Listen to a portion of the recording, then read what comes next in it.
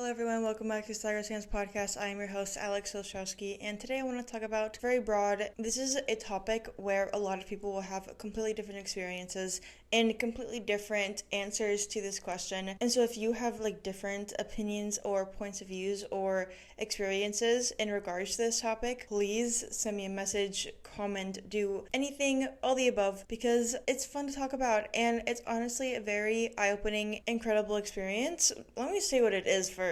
Today's topic, and I'll turn it into a question so people can answer it. It is, how has being a paddler opened up your worldview? Paddling, while being a pretty small sport, specifically in the competitive scene, is a very open, worldly experience.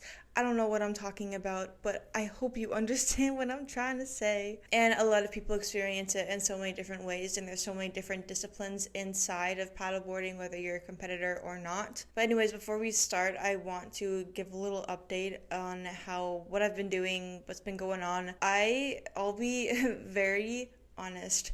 Since I started paddling, which is I think about 9 years now, 8 or 9 years, I've never had my shoulders and my back checked. That includes massages, that includes physical therapy. It's something just I've never done before, and I know that that's not the most amazing thing, but I've never really experienced a situation where I had to get it checked. Basically, I've just experienced 9 years of pent-up tension in my muscles. And so recently my shoulders and my back have been hurting a little bit more than usual. So I decided to go to the physical therapist. First, a doctor reviewed my shoulders, kind of made me do a few movements and kind of just pressure points to see how I was feeling and if there were any specific muscles that were very tense. And then she talked to the physical therapist. And she was like, okay, she has tension in this muscle, this muscle, this muscle, this muscle, this muscle, this muscle, this muscle. And the physical therapist was like, okay, so everything. And she was like, yeah. So I spent, maybe an hour and a half at the physical therapist office. We did heat compressions, we did electrotherapy, and then we just did massage and just literally, it was actual torture. I know the physical therapist because I went there for my knees. So I felt more comfortable just being like, why are you torturing me? But it was bad. It was hard and it hurt a lot. And they're possibly considering acupuncture, which is interesting. So yeah, that's something that I'm going to be working on leading up to the World Championships, because I have to go back there again. My shoulders and back aren't good yet. And I think it'd be a lot better for me to be able to paddle without feeling that pain, especially because I'm increasing my load and everything when it comes to training. So it is just good to get that fixed and to finally have someone be consistently reviewing it and checking on it, because I don't want it to get worse. I don't want to get injured. I'm surprised I haven't gotten injured.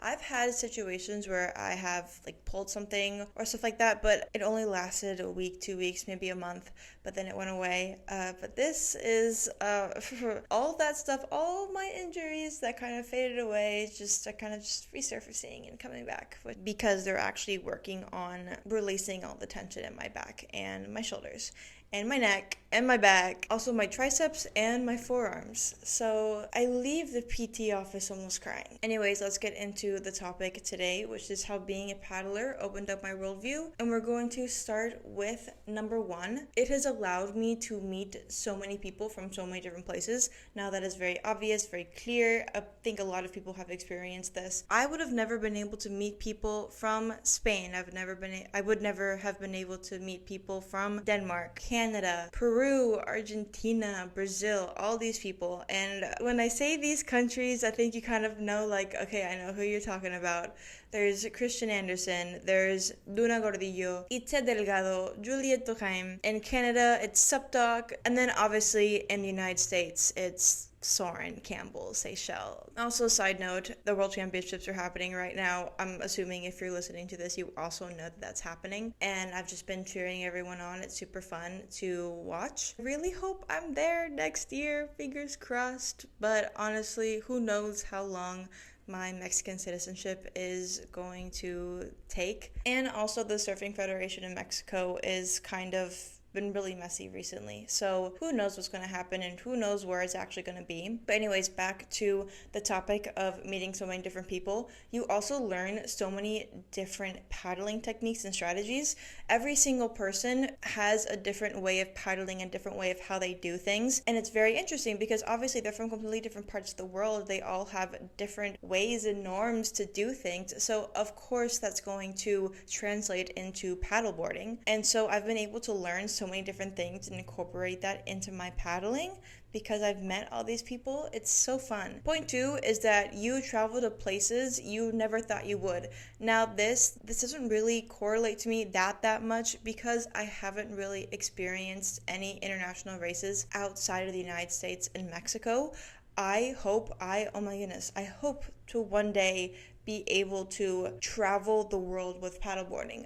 That's one of my biggest goals. I don't necessarily care about being the best, winning the gold medal every single time. I just more care about traveling the world through the sport that I love. And you get to go to so many places and meet so many people. I'm kind of bummed that the ICF is in Florida.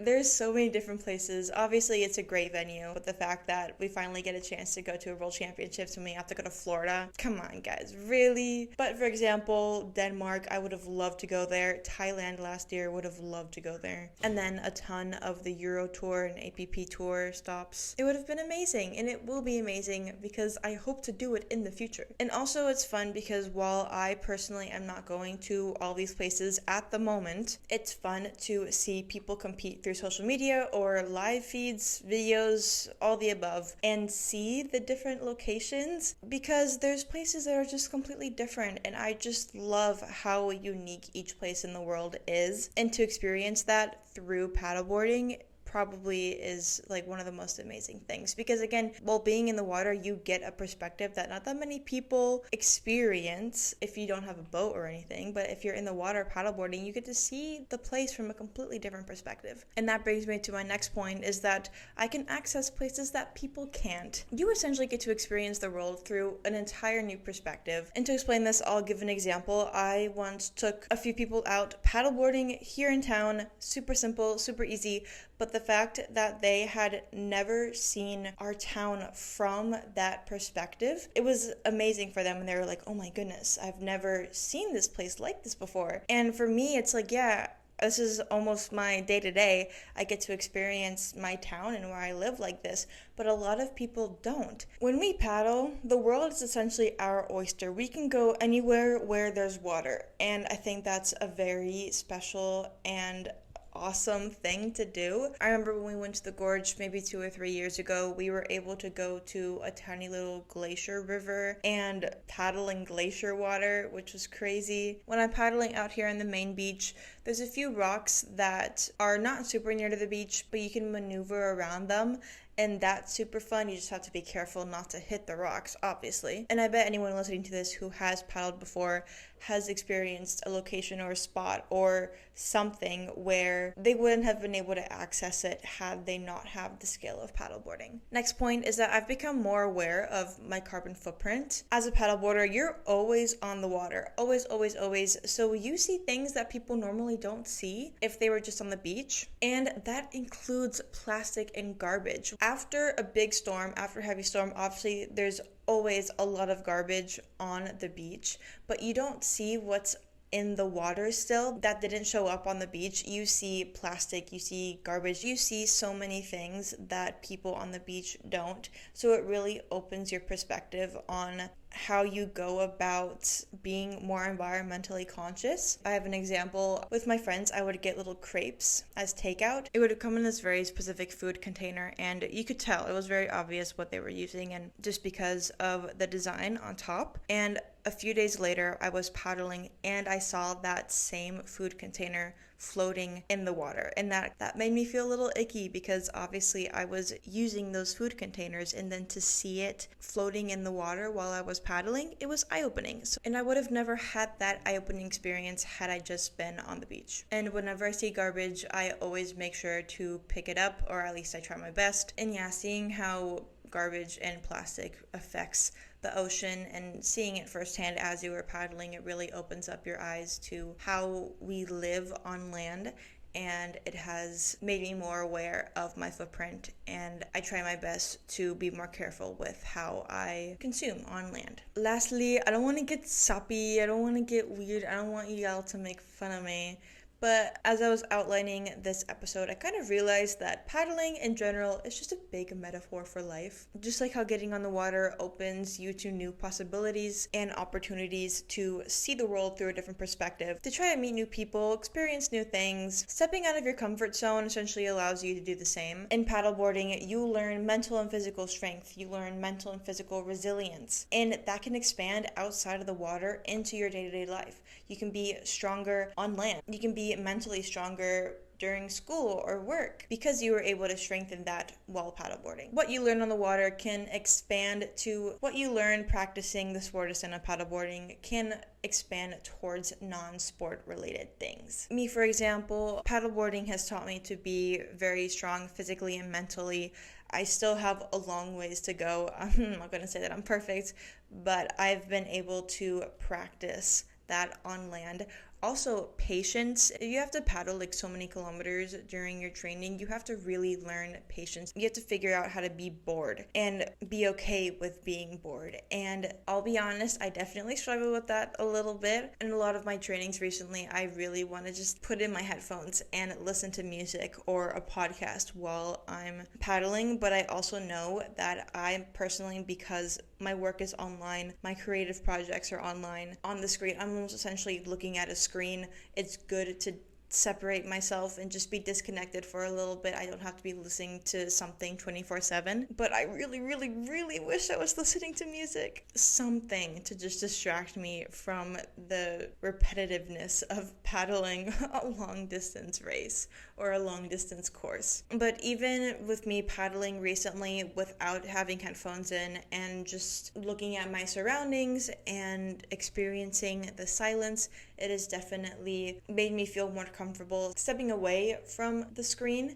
and actually experiencing life without something being in your ear 24/7. My AirPods essentially live in my ear, and that's no bueno, guys. Not bueno. I'm always listening to something, so being able to disconnect for a little bit, it kind of makes me realize, okay, I am able to disconnect. I can separate myself a little bit from my phone. Maybe I should try doing it when I'm not paddling. But anyways, that is all for this episode. I think it's a pretty short episode, but who cares? Whatever. It's my podcast. I can do whatever I want. Thank you so much for listening. Make sure to rate the podcast.